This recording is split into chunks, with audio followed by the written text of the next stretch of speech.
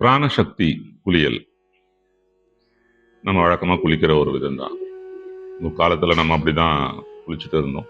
ஒரு ஆற்றுல, குளத்துல, அருவியில் இப்படி குளிக்கும்போது இந்த பிராணசக்தி மிக பிரம்மாண்டமாக அந்த நீரில் உறிஞ்சப்பட்டு அந்த நீரிலிருந்து நம்ம குளிக்கும்போது அந்த சக்தி நமக்கு அதிகப்படியான உடலில் பெற்று ஆரோக்கியமாகவும் இருந்தோம். இதுவும் நமக்கு தேவையான ஒரு சக்தி தான்.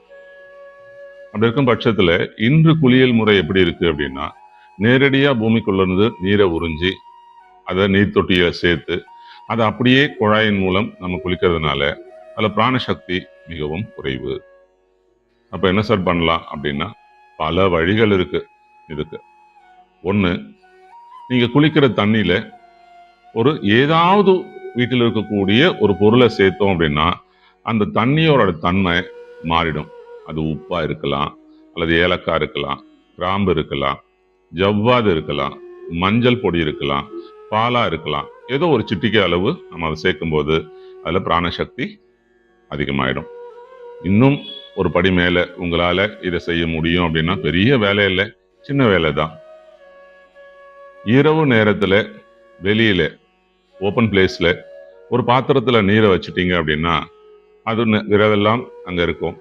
காலையில் எந்திரிச்சு அந்த தண்ணியை எடுத்து ஆளுக்கு கொஞ்சம் கொஞ்சம் ஊற்றி கூட அந்த தண்ணியில் குளிச்சுக்கலாம்.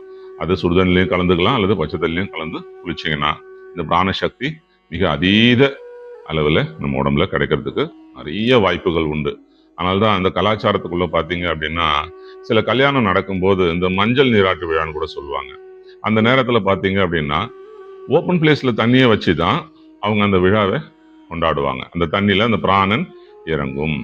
இன்னும் ஒரு படி மேலே போனோம் அப்படின்னா இந்த அம்மை நோய் பட்டு அது விலகும் போது பார்த்தீங்க அப்படின்னா சூரிய வெளிச்சத்தில் அந்த தண்ணியை வச்சு அந்த பிராணனை அதுக்குள்ள இறக்கி அதை அந்த குழந்தைங்களுக்கு ஊற்றுவாங்க. அப்போ அந்த பிராணசக்தியின் மூலமும் நல்ல ஒரு பலன் கிட்டும்.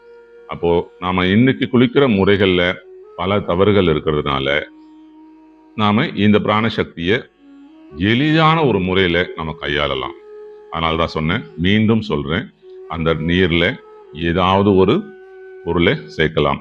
மஞ்சளா இருக்கலாம், அல்லது ஜவ்வாது சேர்க்கலாம், உப்பு சேர்க்கலாம், ஏலக்காய் சேர்க்கலாம், கிராம்பு சேர்க்கலாம்.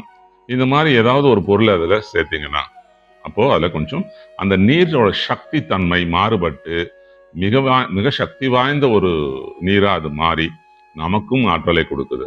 இது ஒரு வகை. அல்லது இன்னொரு முறையும் நான் சொல்லிட்டேன், ஓப்பன் பிளேஸ்ல வச்சு அந்த தண்ணியை எடுத்துட்டு போய் வச்சு நம்ம குளிச்சோம் அப்படின்னா பிராணசக்தி அதிகமாகும்.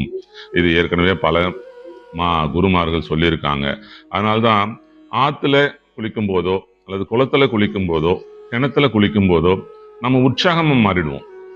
எதனால அப்படின்னா அந்த ஏர் டைலூஷன், அந்த நீருக்கும் காற்றுக்கும் நடக்கக்கூடிய அந்த ஏர் டைலூஷன் மூலயமாக அது மிக சக்தி பெறுது. இது விஞ்ஞான ரீதியான உண்மையும் கூட.